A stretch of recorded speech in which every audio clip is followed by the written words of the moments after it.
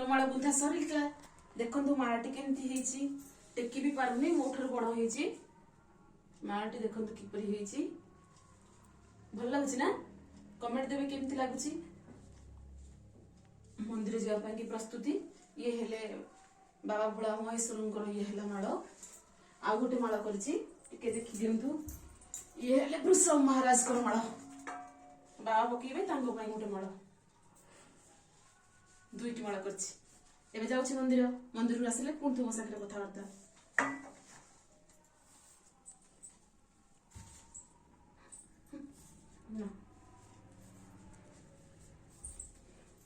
ଇଏ ଦୀପ, ଧୂପ, ଭୋଗ ପାଇଁକି ନଡ଼ିଆ, କଦଳୀ ଆଉ କଞ୍ଚା କ୍ଷୀର ଆଉ ଫଳ ସବୁ ପ୍ଲେଟରେ ମୁଁ ବାଢିଲେ ତୁମମାନଙ୍କୁ ଦେଖେଇବି।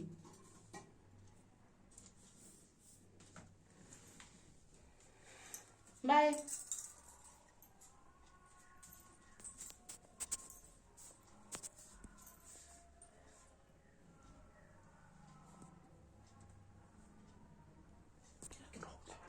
ରହୁଛି।